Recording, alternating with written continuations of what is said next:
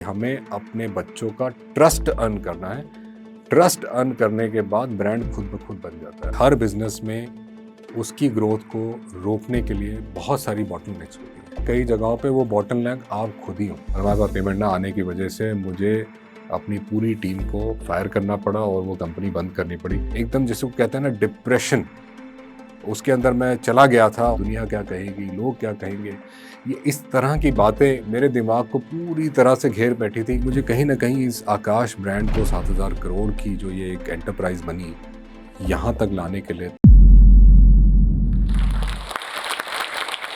Thank you बहुत बहुत धन्यवाद आज मुझे आप लोगों के इस मंच पे बुलाने के लिए।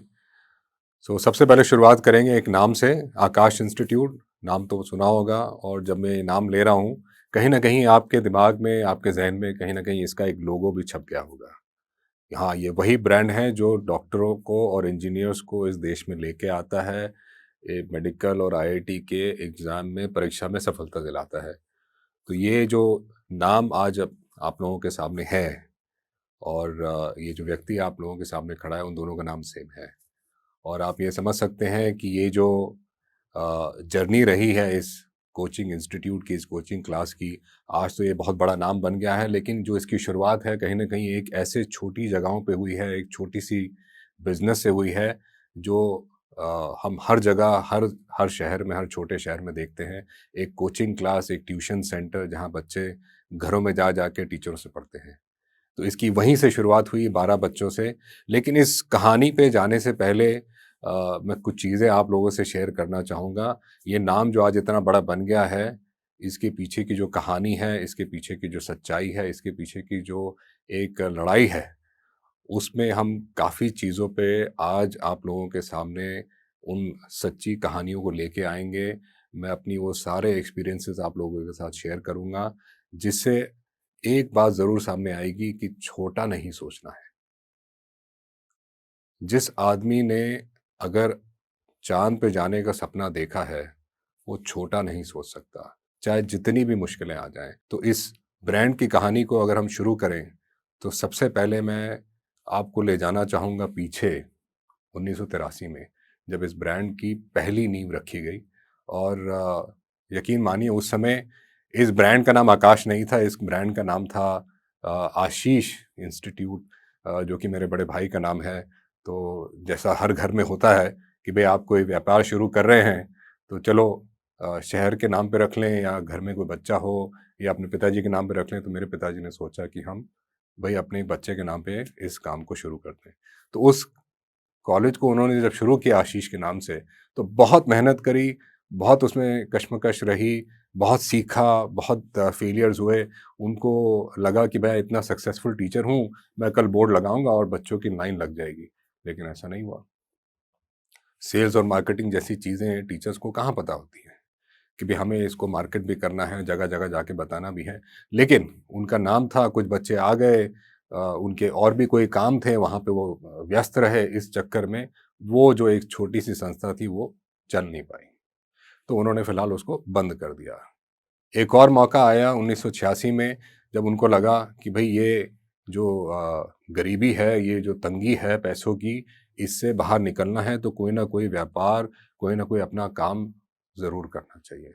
तो लोगों ने प्रोत्साहित किया कि भाई आप एक अच्छे टीचर हैं, लोग आपको जानते हैं, क्यों ना आप एक अपना कोचिंग फिर से चलाएं। उन्होंने कहा ना भैया, 1983 में ट्राई किया था, मेरे से तो नहीं होता ये। बोलता भाई एक बार ट्राई किया, दोबारा कर लो। तो उस चक्कर में उन्होंने 1986 में एक और अटेम्प्ट किया। पहले बेटे का नाम लिया था, अब उनको लगा कि चलो भी एक अच्छा सा प्रोफेशनल सा नाम रखते हैं, तो उसका भी एक नाम रखा गया, medical bureau of experts and coaching and, बहुत ही लंबा सा नाम था, वो तो मुझे याद भी नहीं है। लेकिन उसमें मेहनत बहुत करी, और उनको लगा कि भाई पहले चालू किया मेडिकल के लिए तो बच्चे कम रह गए, तो इस बार मेडिकल और आईआईटी दोनों चालू कर देंगे।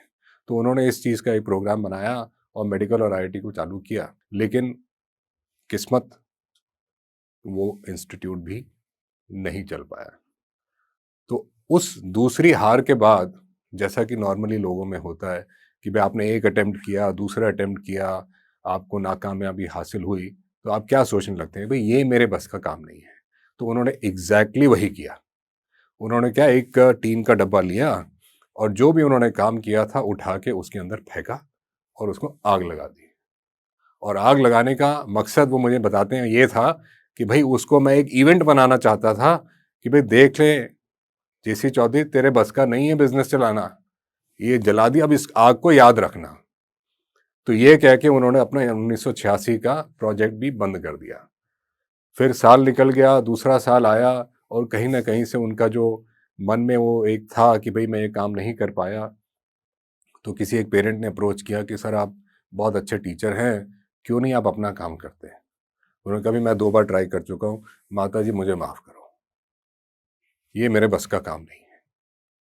तो उन्होंने कहा सर फेलियर तो हर एक को होता है, आप भाग क्यों रहे हैं, एक बार ट्राई कर लीजिए, जो पिछली गलतियां की थी उनसे कुछ सीख लीजिए, जहां पैसे लगाए थे उनको बचा लीजिए और अपने घर में ही चालू कर दीजिए। तो कहीं ना कहीं वो 2 घंटे की 3 घंटे की कॉन्वर्सेशन उनको समझ आई, और तंगी भी थी पैसे की, और बच्चों को पढ़ाना भी था, हम लोग स्कूल जाने लगे थे। और सडनली 1988 में ये काम दोबारा से शुरू हुआ, तो उन्होंने सोचा यार आशीष का नाम यूज़ कर लिया, एक प्रोफेशनल नाम भी यूज़ कर लिया, अब ये छोटा वाला बचा, इसी का नाम यूज़ करते हैं। तो उन्होंने उस इंस्टीट्यूट का नाम आकाश इंस्टीट्यूट रख दिया।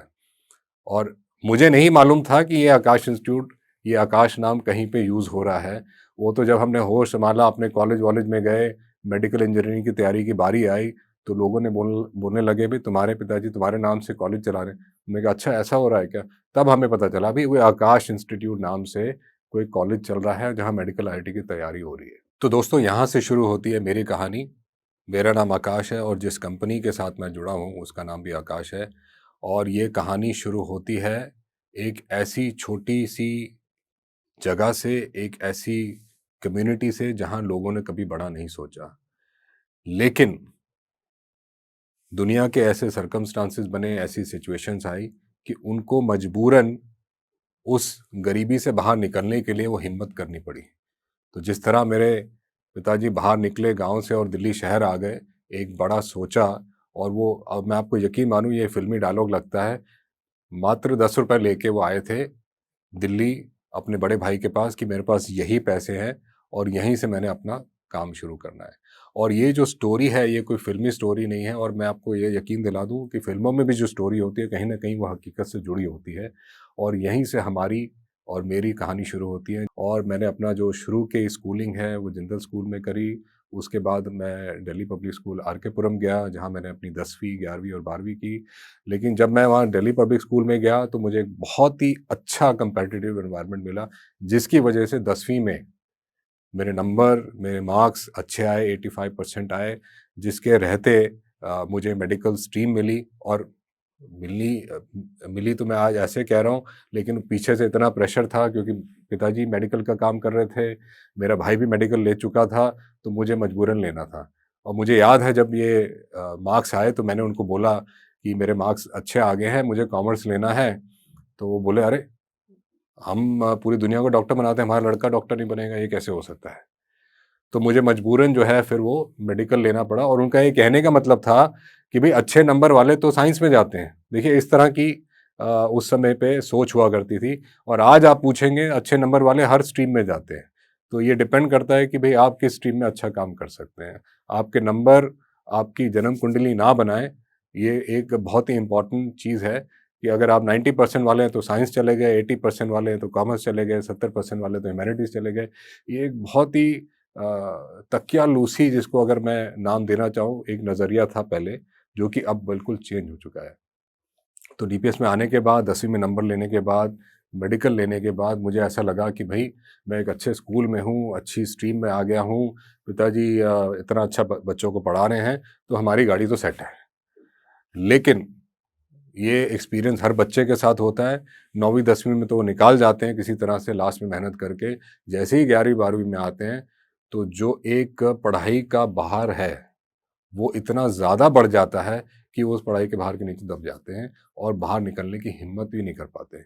और वही हाल मेरा हुआ। तो हमें भी लगता था यार, अगर हमने 11वीं में ख़राब कर दिया, 12वीं में ख़राब कर दिया, अंडर ग्रेजुएशन में ख़राब कर दिया, ज़िंदगी ख़त्म नहीं हुई। जैसे मेरा 12वीं में जब रिज़ल्ट आया, जो कॉलेज मैं चाहता था मुझे नहीं मिला। तो बहुत ही ज़्यादा डिसहार्टेंड हुआ, बहुत ही ज़्यादा उदास हो गया कि ये मैं तो दिल्ली में कॉलेज चाहता था, मुझे कहाँ ये मेडिकल की सीट मिल रही है। उस चक्कर में मैंने अपनी मेडिकल की पढ़ाई भी शुरू नहीं करी, जो कि एक जिसके लिए मैंने 2 साल अपने पूरे लगाए।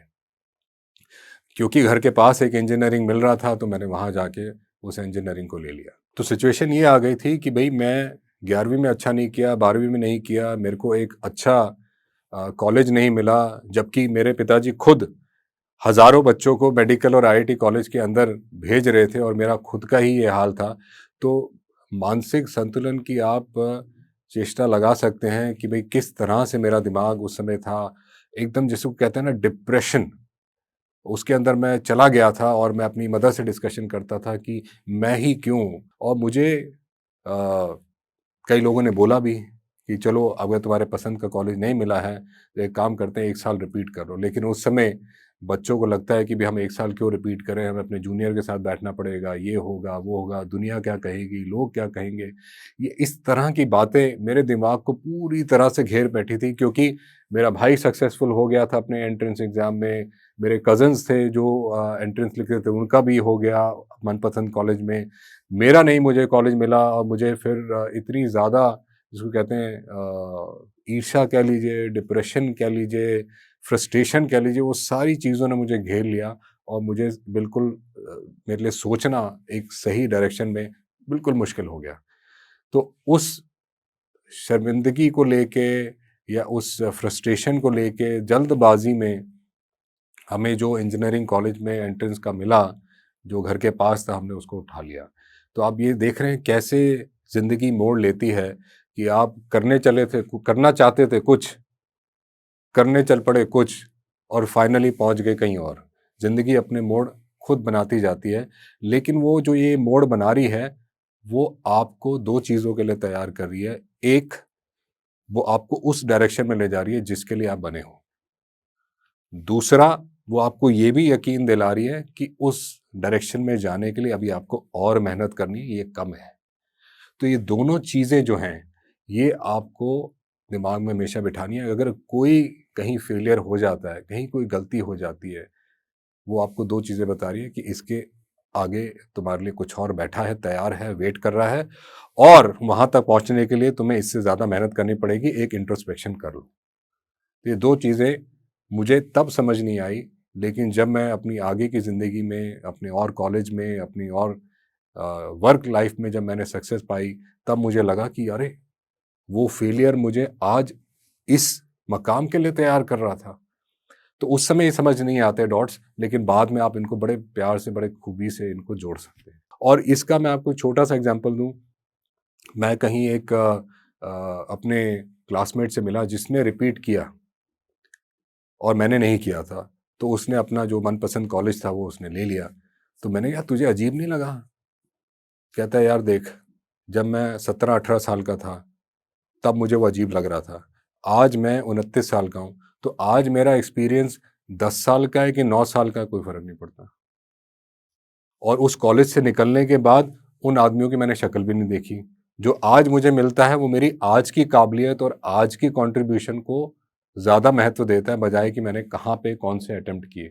इनफैक्ट वो कहता है कि वहाँ पे फेलियर से दोबारा अटेम्प्ट करने के बाद मुझे एक ऐसा कॉन्फिडेंस मिला कि भई अगर आप ज़िंदगी में दोबारा कभी गलती करते हो, तो आपको प्रोसेस मिल गया।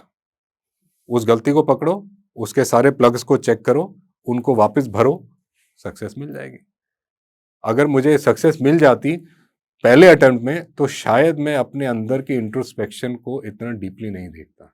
तो मेरे लिए तो ये एक बूंद साबित हुआ और वहाँ से मुझे लगा कि अगर इस लड़के को शर्म नहीं आई और उसने उस फेलियर को एक वेपन बना लिया, तो मैं क्यों पीछे हट रहा हूँ? तो वहीं से जो एक कॉर्पोरेट बिल्डअप की स्टोरी थी, वहाँ पे मैंने काम करना शुरू किया और वहाँ जितने भी फेलियर आए उनको मैंने वेलकम किया, एनालिसिस किया, उन बॉटलनेक्स को पहचाना और उसके लिए मैंने काम किया। तो इंजीनियरिंग में जाने के बाद जब हमारा इंजीनियरिंग का प्लेसमेंट का टाइम आया, वो 2000-2001 की बात है और आप लोगों को शायद पता ना हो, याद ना हो, शायद आपने पढ़ा हो, वो एक डॉट कॉम बस का ज़माना था। तो हमारे भी जैसे इंजीनियरिंग कॉलेज में बड़ी कंपनीज़ आती हैं और उन कंपनीज़ में से कुछ टेक्नोलॉजी कंपनीज़ उस समय काफ़ी राइज़ पे थी और ऐसी एक कंपनी आई जिसमें कि हमने प्लेसमेंट के लिए बैठे, टीसीएस उसका नाम था। तो वहाँ से ऑफ़र मिला और बताया गया कि भई आपको यहाँ टीसीएस कंपनी में जॉइन करना है। तो वो एक मोमेंट मुझे लगा कि इतने फेलियर्स के बाद एक आशा की किरण निकली है कि कहीं पे एक जॉब निकली है और एक अच्छी कंपनी है, वहाँ से हम अपना करियर दोबारा से शुरू कर पाएँगे। लेकिन शायद मुझे और सीखना था, शायद मुझे और कहीं किसी और डायरेक्शन में जाना था, तो उस कंपनी ने हम सबको बेंच पे बिठा दिया। रिसोर्सेज़ की ज़रूरत नहीं थी। अब हम घर बैठे-बैठे 2-3 महीने हो गए, तो मेरे पिताजी भी देख रहे थे, भैया इसका मेडिकल का कुछ बना नहीं, इंजीनियर भी कहीं से करके आया, कहीं एक जॉब मिली, वो भी आगे नहीं जा रही, इसका होगा क्या? चल ब तू मेरे साथ ही लग जा। तो 2001 में फिर मैंने वो कंपनी ना जॉइन करके अपने फ़ादर को जॉइन किया, जब वो आकाश इंस्टीट्यूट चलाते थे। तो वहाँ पे जब मैं शुरू-शुरू में गया तो मुझे लगा कि उनका जो अधिकतर समय है, वो बच्चों को पढ़ाने में और टीचिंग में और टीचिंग ऑपरेशन में जा रहा था। लेकिन उसके इर्द-गिर्द जो डिपार्टमेंट रहते हैं नॉर्मली हर कंपनी में, चाहे वो फाइनेंस को लेके हो, चाहे वो एचआर को लेके हो, चाहे वो लोगों की हायरिंग हो, चाहे वो सेंटर बनाने की बात हो, चाहे मार्केटिंग की बात हो, तो वहाँ उनका ध्यान नहीं जा रहा था। मुझे लगा कि भई एक कंपनी को आगे बढ़ने के लिए ये सारे पिलर्स की ज़रूरत पड़ती है और शायद उनका वहाँ पे फ़ोकस नहीं है। तो मैंने उनको कहा कि आप वहाँ पे फ़ोकस रखें जो आपका मेन काम है और मैं इस चीज़ को बाकी चीज़ों को सँभालता हूँ। तो मैंने साथ में लग के उनके ये डिपार्टमेंट्स बनाने शुरू किए, लोगों को हायर करना शुरू किया, नए-नए प्लान बनाने शुरू किए। लेकिन जब मैं ये नए प्लान बनाता था, मैं उनके पास ले जाता था, जितना भी प्रपोज़ करता था वो उसको डिस्पोज़ कर देते थे, रिजेक्ट कर देते, भैया ये काम नहीं होगा, ये ऐसे नहीं होगा, जैसा मैं चला रहा हूँ, जैसा मैं सोच रहा हूँ वैसे होगा। तो ये चीज़ 2-3 बार हुई और मुझे एक एहसास हुआ कि भई इतनी सफलता उनको मिल गई है और उस सफलता के बाद उस सफलता के ऊपर प्रश्न चिन्ह लगाना शायद मुश्किल है। वो उस चीज़ को सुनने को तैयार नहीं, क्योंकि उनका एक्सपीरियंस कहता है ये नहीं चलेगा, मेरे आइडियाज़ कहते हैं कि इसको करना चाहिए। तो ये जो एक जिसको कहते हैं फाइट थी एक्सपीरियंस और आइडियाज़ और इनोवेशन को लेके, इसमें उस समय वो एक्सपीरियंस जीत गया और हमेशा से वो जो भी मैं आइडिया लेके जाता था वहाँ पे रिजेक्ट हो जाता था। तो आप यहाँ देख रहे हैं कि वो अपने जो उनकी सक्सेस थी या उनका जो बिज़नेस था, उससे एकदम संतुष्ट थे। उनको लग रहा था भाई ये चल रहा है, ये ठीक चल रहा है, इससे 2 पैसे बन रहे हैं, पूरा परिवार खुश है, मेरा नाम है, अब इसके आगे नहीं जाना। तो वो उस सोच में घिरे हुए थे और उनको कहीं न कहीं ये डर लगता था कि भई इस सोच को हमने अगर थोड़ा भी बदला या थोड़ा भी एक्सपेरिमेंट किया, क्या पता ये हिल जाए। और अगर ये हिल गया तो जो हमने बनाया है इतना 20 साल, 30 साल मेहनत करी है, शायद वो गिर जाए। तो ये जो सोच में वो फँस गए, तो मुझे लगा मैं उनको उस सोच से नहीं निकाल पाऊँगा। इसलिए मैंने एक नया वेंचर शुरू किया एडवर्टाइज़िंग और प्रोडक्शन में, ताकि मैं उस ज जो सोच उन्होंने मुझे दी है, अब उससे कहीं आगे इसको ले जा सकूँ। क्योंकि मेरे आइडियाज़ उस ऐज में, उस लोगों के, उस पीयर ग्रुप के इंटरैक्शन से इतने ज़्यादा एक्साइटेड थे, इससे ज़्यादा बबल कर रहे थे कि मुझे आगे और आगे बढ़ना था और आगे करना था और जो हम मकाम पा चुके हैं, उससे कहीं आगे जाना था। तो इसके साथ-साथ मैंने एक एडवर्टाइज़िंग और प्रोडक्शन कंपनी शुरू करी, जिसमें हम लोगों की advertising, TV ads, video ads, print ads, collateral, marketing collaterals ये सारे हम बनाने लगे। हमारे पास टीम थी इन हाउस, हमने वो टीम बनाई, क्रिएटिव डिज़ाइनर्स लाए, क्रिएटिव हेड्स लाए, वीडियोग्राफर्स लाए, सेल्स टीम रखी जो जा के लोगों के प्रोजेक्ट्स लेती थी और हमने साथ ही साथ आकाश के जो मार्केटिंग कोलैटरल्स है उसमें भी हेल्प करना शुरू किया, ब्रोशर्स बनाना शुरू किया, एडवर्टाइजिंग बनाना शुरू किया। तो इस काम के साथ जब मैंने ये काम शुरू किया आकाश के काम के साथ इस एडवर्टाइजिंग को, तो मुझे एक नया कॉन्फिडेंस आया कि यस, जो मैं एक जर्नी पीछे छोड़ चुका हूँ, शायद ये एक जवाब है, ये एक आंसर है मेरी आगे की जर्नी का, मेरे आगे के कॉन्फिडेंस बिल्डिंग का। तो उसके साथ-साथ हमने थोड़ा काम किया, लेकिन अनफॉर्च्युनेटली हमारे पास एक ऐसा क्लाइंट आया जिसने हमें बोला कि भई हम आपका काम आप अच्छा लग रहा है, क्या आप हमारी एडवर्टाइज़िंग और मार्केटिंग पूरे इंडिया में करेंगे, नेशनल रिलीज़ करेंगे? तो हमने कहा, हम बिल्कुल करेंगे। चूँकि हम छोटी एजेंसी थे, हमारे पास अखबार वाले क्रेडिट तो देते नहीं थे। तो हमने अपना ही पैसा लगा के उस कंपनी का लॉन्च किया। अनफॉर्च्युनेटली वो कंपनी बैंकरप्ट हो गई। उसके बैंकरप्ट होने के बाद हमारे पास कोई पेमेंट नहीं आई और हमारे पास पेमेंट ना आने की वजह से मुझे अपनी पूरी टीम को फायर करना पड़ा और वो कंपनी बंद करनी पड़ी। तो आप देखिए कैसे मैं उस सोच के रिस्ट्रिक्शन की वजह से नई कंपनी शुरू की कि मैं इसमें नया बना सकूँ और उस कंपनी के फेलियर के बाद मैं वापस उसी मकाम पे आके खड़ा हो गया कि यस, ये मेरे बस का नहीं है। तो देखिए कहाँ वो लाइफ आपको कैसे घुमा फिरा के वेरिड एक्सपीरियंसेस देती है और आपको बार बार जताती है कि भाई आप में कुछ कमी है, आप में कुछ कमी है। जब तक आप उसको ठीक नहीं करेंगे, आपकी गाड़ी यहाँ से आगे नहीं जाएगी। तो ये एक स्टोरी जो मैं आपको बता रहा हूँ, साथ ही साथ एक मैसेज मैं आप लोगों को देना चाहूँगा कि ये जो मकाम है, हर बच्चा अपनी लाइफ में एक्सपीरियंस करता है। जब तक आप अपने जो होल्स हैं उनको प्लग नहीं करेंगे, तो आप बार-बार उसी में गिरते रहेंगे। तो ये बहुत ज़रूरी है सेल्फ इंट्रोस्पेक्शन करना। आप कोई भी काम करना चाहते हैं, कहीं भी सफलता लेना चाहते हैं, आप अपनी सोच को पहले बड़ा कीजिए और उस बड़ी सोच तक पहुंचने का रास्ता तय कीजिए और बीच में जितने भी होल्स हैं उनको प्लग करके चलिए। अगर नहीं करेंगे तो बार बार गिरते रहेंगे, वापस वहीं आते रहेंगे। तो मैं बार बार सोचता था कि ये बार बार फेलियर्स आ क्यों रहे हैं। लेकिन आज अगर मैं इस बात को देखता हूँ पीछे मुड़ के 20 साल, तो कहीं ना कहीं ये फेलियर्स, ये एक्सपीरियंस और ये जो सारे इंटरेक्शंस थे मेरे, ये मुझे कहीं ना कहीं इस आकाश ब्रांड को 7,000 करोड़ की जो ये एक एंटरप्राइज बनी, यहाँ तक लाने के लिए तैयार कर रहे थे। ये उस सोच की बीज बो रहे थे कि तुम्हें वहां जाना है। अगर आज तुम्हारा ये लोहा हमने तपाया नहीं तो कहीं ना कहीं बीच में टूट जाओगे, बेंड हो जाओगे। तो ये मेरे को अच्छे से तपाना चाहते थे। वो चीज उस समय समझ नहीं आती।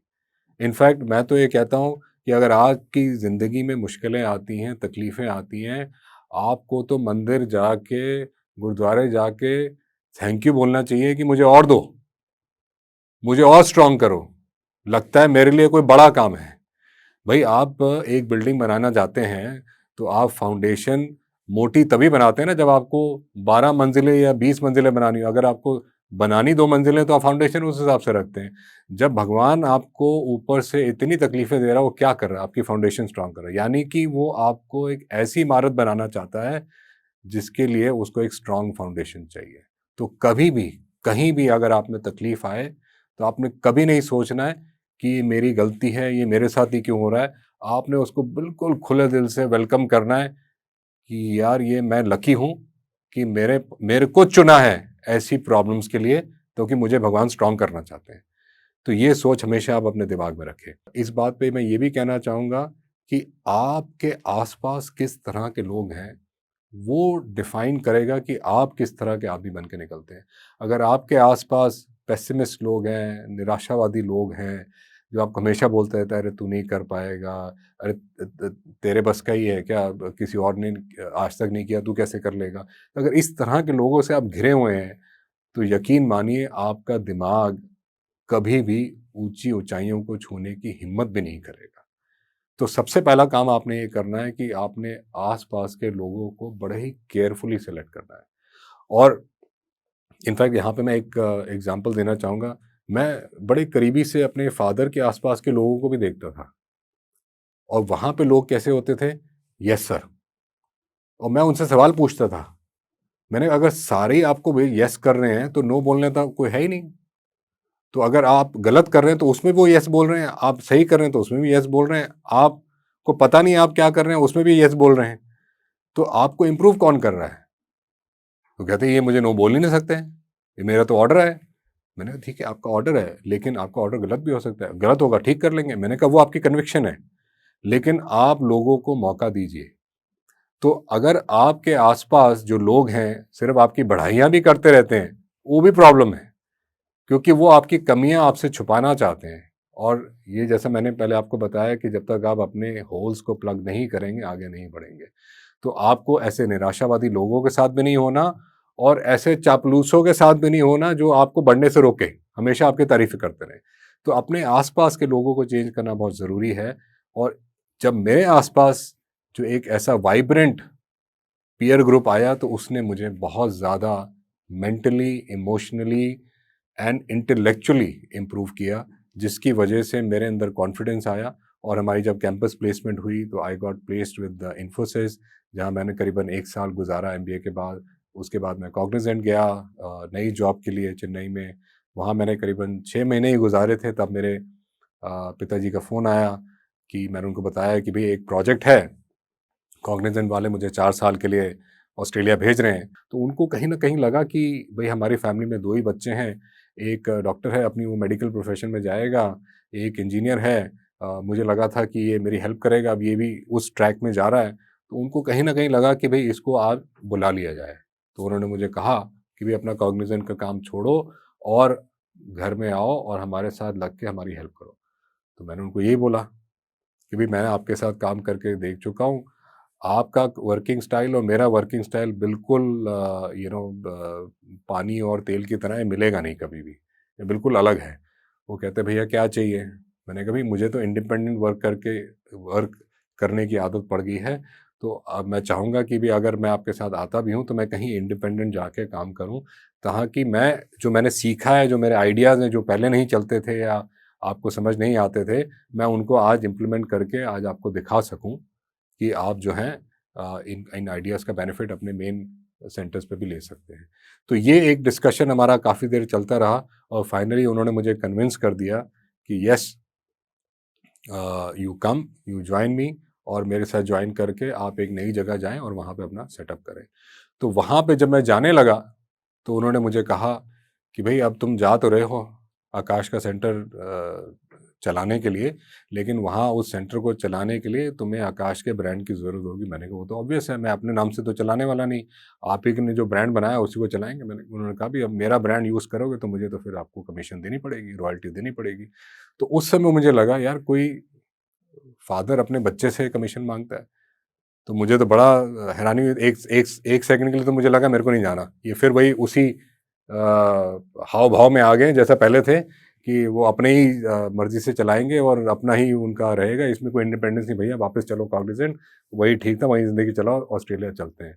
तो उन्होंने कहा नहीं, उन्होंने फिर मुझे बिठाया और मुझे समझाया कि भई देखो ये ब्रांड बनाने में आज की डेट तक तुम्हारा कोई हाथ नहीं है। मैंने कहा बिल्कुल ठीक बात। अब इसके बाद तुम जो कंट्रीब्यूट करोगे, हम उसको असेस करेंगे। लेकिन आज के दिन तक जो ब्रांड बनाया है, उसकी जो वैल्यू है, उसकी जो सिक्योरिटी मेरी ज़िम्मेदारी है।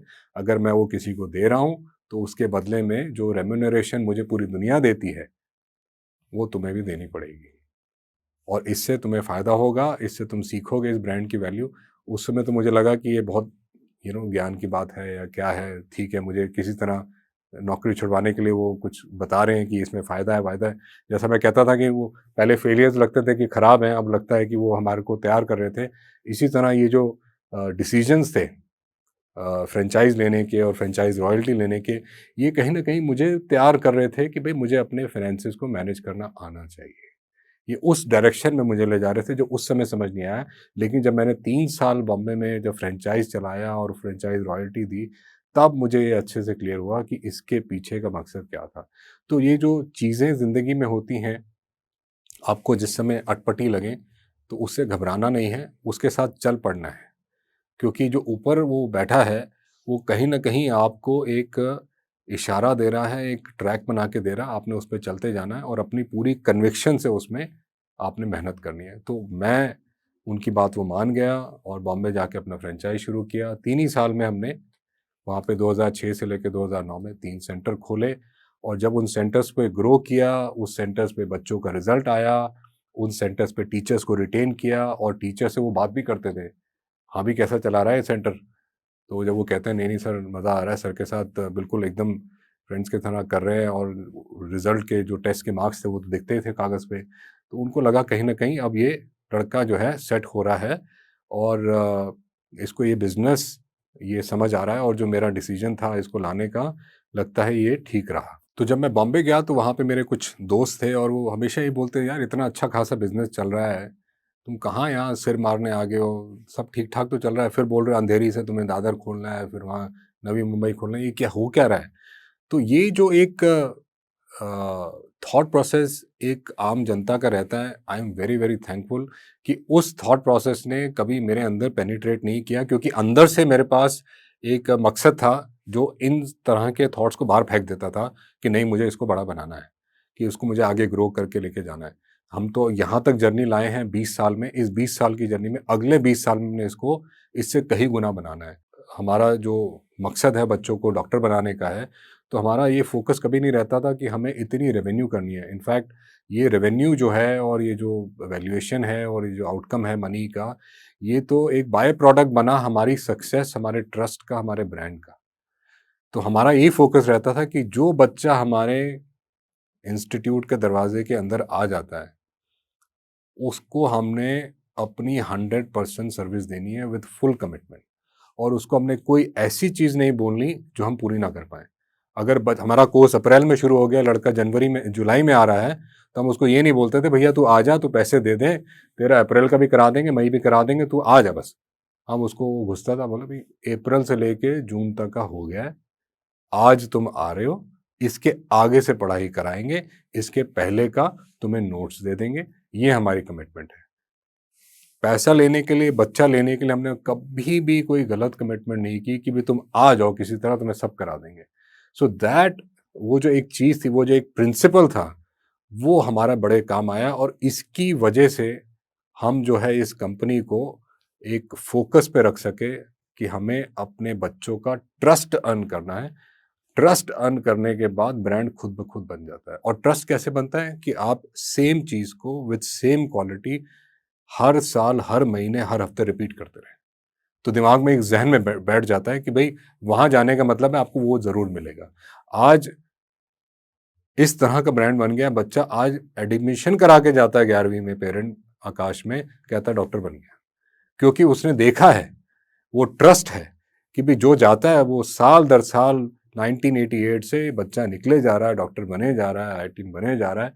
तो ये जगह जो है ट्रस्ट वर्दी है। तो बिज़नेस का जो पहला असूल था, और ये हमारी निजी ज़िंदगी का भी पहला असूल है कि हमें ट्रस्ट बनाना बहुत ज़रूरी है, और वो तभी बनता है कि आप अपनी एफ़र्ट, अपने आउटकम्स बार-बार रिपीट करते जाएँ, उसी कंसिस्टेंसी से, उसी स्टैंडर्ड से।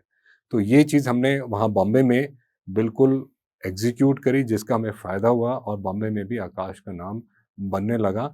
और जब बाहर के लोगों ने फ़ोन करना शुरू किया कि अरे! तो साहब आपके बॉम्बे के सेंटर का रिज़ल्ट बड़ा अच्छा आया है।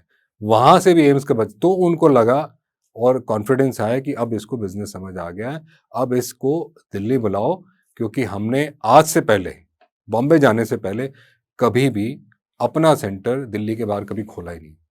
जो माँगने आता था हम उसको कहते भई तुम फ्रैंचाइज़ ले लो, हमारे पास टाइम नहीं है, क्योंकि मेरे फ़ादर खुद ही पढ़ाते थे। भई मैं तो क्लास में बिज़ी हूँ, मैं बाहर सेंटर कैसे चलाऊँगा? तो वहाँ से आकाश की जो एक ग्रोथ स्टोरी शुरू हुई। जब मैं वापस दिल्ली आया 2009 में, तो उस समय हमारे पास करीबन हमारा टर्नओवर हो चुका था करीबन 55 से 60 करोड़ का, और हमारे पास सेंटर हो चुके थे करीबन 30 के आसपास। तो अब उस स्टोरी को हमने आगे ले जाना था। इस 30 सेंटर को हम कैसे हर साल 4-5 सेंटर डालते जाएँ, और ऐसा करते-करते 2009 में आके जो भी मेरे लेसन्स थे, चाहे वो टीचर्स के लेसन थे, चाहे वो प्रोसेस बनाने के, सेंटर मैनेजर बनाने के, टेक्नोलॉजी लगाने के, वो सारे लेसन्स धीरे-धीरे मैं मेन कंपनी में डालना शुरू किया, और वहाँ से सारे सेंटर्स में डालना शुरू किया। तो यहाँ मैं एक बड़ी इम्पोर्टेंट चीज़ आपको बताना चाहूँगा कि हर बिज़नेस में उसकी ग्रोथ को रोकने के लिए बहुत सारी बॉटलनेक्स होती हैं। ये उस एंटरप्रेन्योर का, उस प्रमोटर का, उस फाउंडर का पहला काम है कि उस बॉटलनेक्स को आइडेंटिफ़ाई करे, और हो सकता है कई जगहों पे वो बॉटलनेक आप खुद ही हो। आपकी वजह से ही ग्रोथ ना हो रही हो। तो आपको वो भी आइडेंटिफ़ाई करना है कि क्या मैं हर डिसीज़न पे इन्वॉल्वड हूँ? क्या मैं उसको रोक रहा हूँ?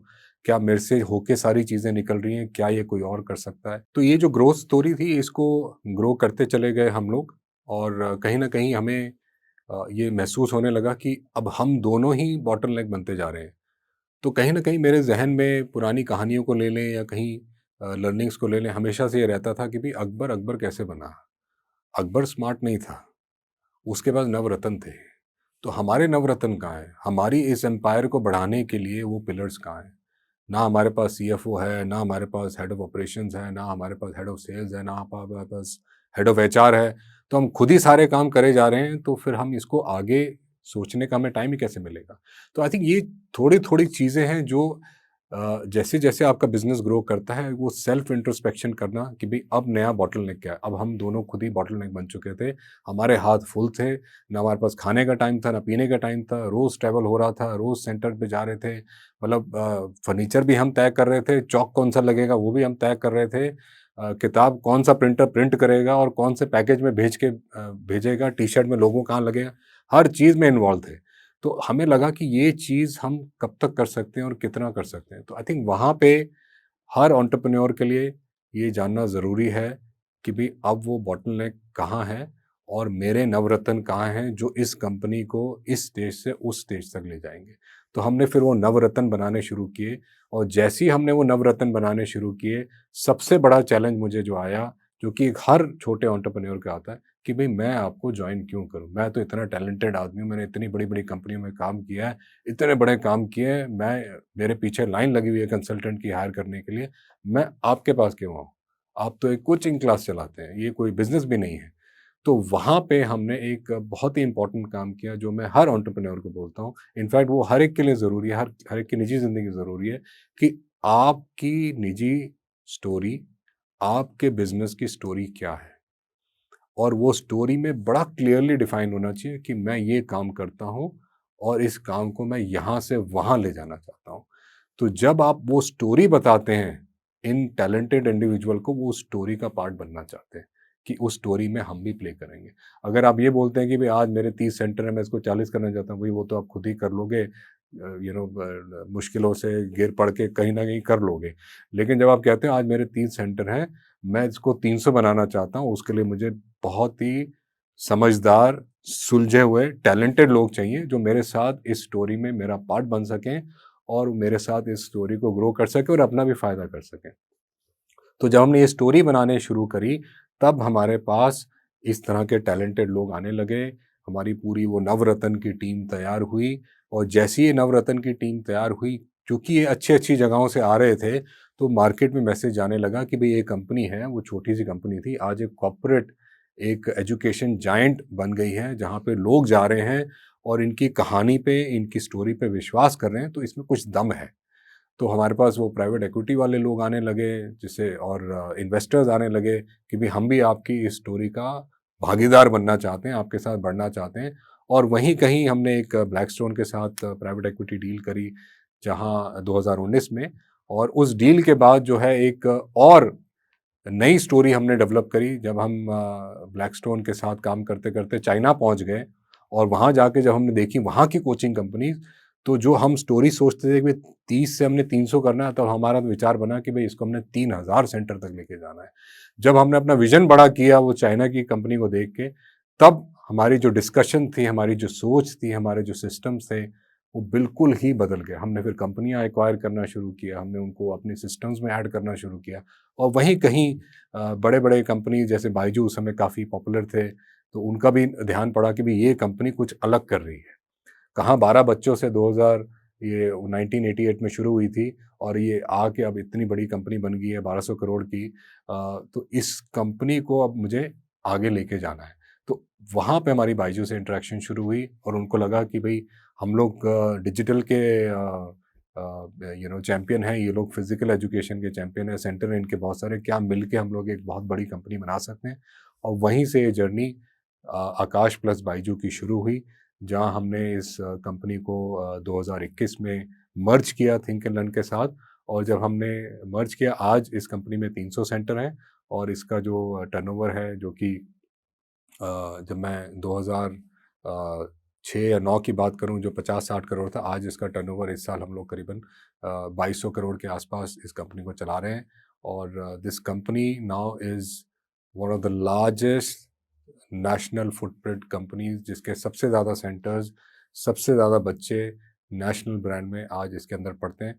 तो हमारा जो ये सोच थी कि क्या हम इसको आगे बढ़ा सकते हैं और इसको ले जाएं, ये सोच ही सबसे ज़्यादा इम्पॉर्टेंट रही इस जर्नी में।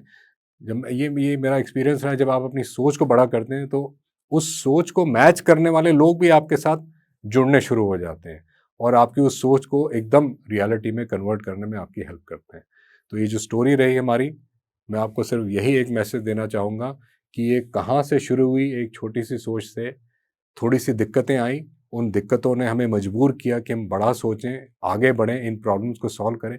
जैसे ही हमने अपनी सोच को बड़ा किया, यूनिवर्स ने हमारा साथ देना शुरू किया, लोगों ने साथ देना शुरू किया, हमारी हिम्मत बढ़ गई और कैसे ये पूरा कारवां आज जो एक 30 करोड़ से शुरू हुआ, वो 7,000 करोड़ की वैल्यू तक जाके पहुंचा। क्योंकि आप जोश टॉक्स देख रहे हैं तो जाहिर सी बात है कि आप अपनी जिंदगी में कुछ बड़ा करना चाहते हैं और वो सारे स्किल्स सीखना चाहते हैं जिनसे आप अपने सपने पूरे कर सकें।